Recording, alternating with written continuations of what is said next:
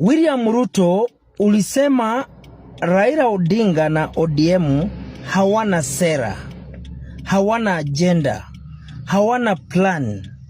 They are the reason Kenya is lagging in poverty. They are the reason the country, vijana wa Kenya hawana ajira. Wao ndio matajiri ambao wanazunguka, wanakaa chini, wanapanga maneno ya Kenya, ambao wachache wanajinufaisha kimaisha, taking advantage of the poor Kenyans. Hiyo ndio ulikuwa umesema 2022 campaign against Raila Amolo Odinga. That's what William Ruto you said. Convince Kenyans of today that wale watu hawana agenda, hawana ajira, hawana program, hawana agendas, hawana sera. Convince, even you call Raila Odinga the lord of poverty in this country, Kenya. Convince me why you think the broad-based government, of which 3/4 of your government is run by Raila Amolo Odinga, those people who had no agenda, no plan, who are the lords of poverty, Bwana Kitendawili, yule muganga, yule mchawi, convince me why you settled on him to run this country. And you get back here, convince the public that Kenya is headed somewhere. You have a plan for this country. You will save the nation. It means all these messes we have, and you know them, and you brought Odinga on a board, and you are going to give him extra positions again. And you knew very well Odinga had no plan. According to your words, you know me, I'm using your words to say this statement. Is either wewe ndio uelewi chinzi ya kulani taifa, ama ulikuwa unatudanganya, ama you are doing this deliberate. Nyinyi ndio mpate hiyo chakula hapo juu kama wadosi, mabonyenye. How easily do you forget or assume that Kenyans are illiterate, are imbeciles? Society ya sasa hivi hatuwezi danganywa, William. Social media does not forget. It's in record. Our memories are sharp. What you said in 2022, we have it. That's why people are able to say, wewe ni kaongo, wewe ni kasongo, wewe ni muongo, unatudanganya mchana. That's why we can't trust what you are saying. Sasa 3/4 of your government is run by opposition. Those people you said, they are the lords of poverty. Could it be the reason as to why we are, people of Kenya are still suffering? SHA is not working. Education system is failing. No road networks. Mahali Uhuru Kenyatta aliziachia ziko hapo. Hakuna ajira kwa vijana. Everything is a scam in this government. Could it be the reason? Na bado unajua hao watu wenye ulikuwa unatuambia hawawezi, wewe ukaweza, ndio tena umeita kwa government. This is confusion. We don't know opposition, we don't know government. That's the problem. Na wewe Raila Amolo Odinga, hii Kiswahili yenye umeanza, hii porojo, hizi vipindi, Wakenya wamechanuka. Hii kitu nasema the victims of police brutalities, demonstrations, wawe compensated, those youths who were killed. That is a language. You are pretending to tell us that you know. Umetetea Wakenya, hapana. Wenda kura na Ruto. Enda mkaa huko mkule. A man of 80 years. Still, unatuweka katika hiyo sako ya kukuaminia wewe. Vijana wa Kenya walikufa sababu ya maandamano. Walikuwa wanakutetea wewe Raila Odinga, uingie kwa serikali, upate kiti ya urais, sababu walikuaminia sana. Hii mambo unakuja hapa kusema victims of police brutalities, victims of protests, wote familia zao ziwe compensated. Hatungeweza kuwa vijana wa uawe ndio ukuje kuongea mambo ya compensation, ndio tuone sisi Raila umetutetea, alafu sasa uende kupata keki yako kwa William Ruto. Hiyo ni porojo, hiyo ni unafiki. Mungu hatakubali hiyo. That's why there is confusion. Hata wewe ukiingia kwa hii serikali, utakusanyika na hizo uchafu zote. Na in fact the swamp is gonna be drained. Drain the swamp. That is the term. Watch. You'll see this happening. You won't save Ruto. Because the savior na mwenye anafaa kuwa saved, both of you, is the problem of this country. Watch this. It's gonna mix you, bring you problems. Odinga, you have still 3 days to decide.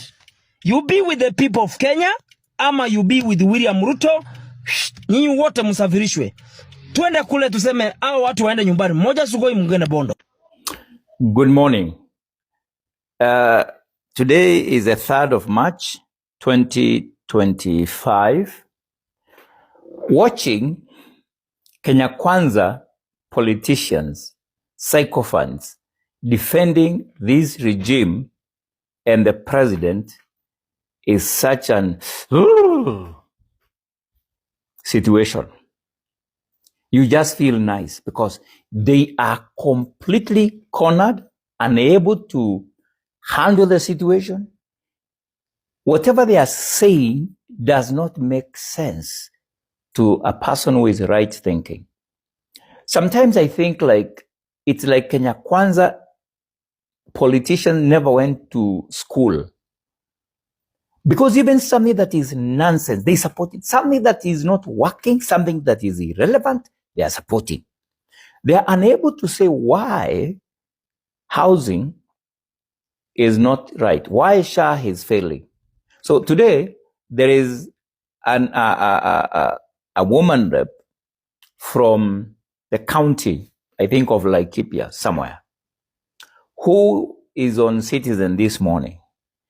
Wow, my guys, angalia hiyo video nimeweka hapo next. You will understand how difficult it is to defend this person. But in the meantime, did you see this? Did you see this? Video ndio hii jione.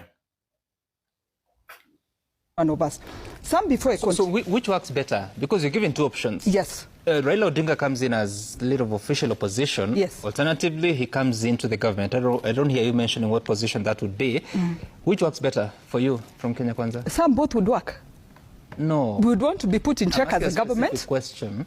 What works better? Some do not put me on the spot because any would work for the country. Put you on the spot. Do Ask not, your question. because what works better? all of them would be ideal situations. We would want the government to be put in check, as well as we would want them to come in as partners to ensure the success of the program. What interest does it serve to appoint Raila Odinga as the leader of official opposition in the current regime? Some. You want me to lose my thought, but let me go back to what I wanted to first state. Please answer my question. I will answer your question. Kagiri, I'm asking a question. I will answer your question, Sam, but allow me to answer it. What does it serve? Yeah. No. What does it serve to have Raila Odinga as the leader of official opposition in the current regime? It would serve to keep the government in check and to ensure we implement all the programs that we committed to Kenyans. You sit in parliament? Yes, I do. What is your work? To legislate, to represent, and to oversight. You've been unable to oversight the government. I have not been unable to oversight the government, Sam, but it is, Sam, I would want to take you back to my opening remarks. We have a situation of winner takes it all. We need to know how to manage it as a country. We'll get to it after some time. Yes. But tell me here, because one of your functions is to oversight the government, it's yes, the executive in this case. You've been unable to do that you need the services of Raila Odinga. I have not been unable to do that, Sam. So why do you need Raila Odinga to come and do it? Sam, I am telling you, we need to manage how our country is run and we avoid the situation of winner takes it all. So the options are two. Do you bring in number 2 into government, or do you create an office for the number 2 person for the people he represents or the people who supported him to feel that they are part of this government or part of the country? Why would you bring him into government? I've told you, Sam, and you just want me to keep repeating the same thing. We share the same vision. Our manifestos read the same thing. So then why not resign, go to election and have him elected? Sam, we were elected. Isn't that how democracy works? That's how democracy works, Sam. But I'm telling you, as a country, which is cheaper for us, to work together or to go back to an election. Already IEBC last week declared that we require 61 billion for the 2027 election. Right. You and I know our country is not doing well economically. So would we be going back to a ballot? Or so should we see the same? Yeah. Who came after you in the election in Laikipia? A lady called, she was number 2. Do you want to share power with her?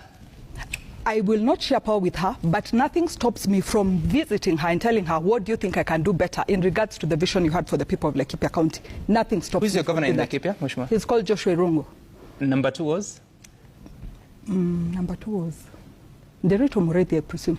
Do you want him to come and work with the current governor in some arrangement, political arrangement? Again, I repeat, nothing stops His Excellency Joshua Irungu from visiting Ruto Mureithi and asking him, what do you think I need to do better for the interest of the people like Laikipia County? You are creating a position to incorporate him, to push the country forward. Sam, and that's why I took you through. Remember, the NADCO report is a report that has involved all Kenyans for it to get to the point it is at in Parliament. It's not the Constitution. So it is something that is going to amend the Constitution, Sam. So what I'm saying is it is input from Kenyans for us to get to where we are. When is the amendment taking place to the Constitution? We should start debating this week, the NADCO report.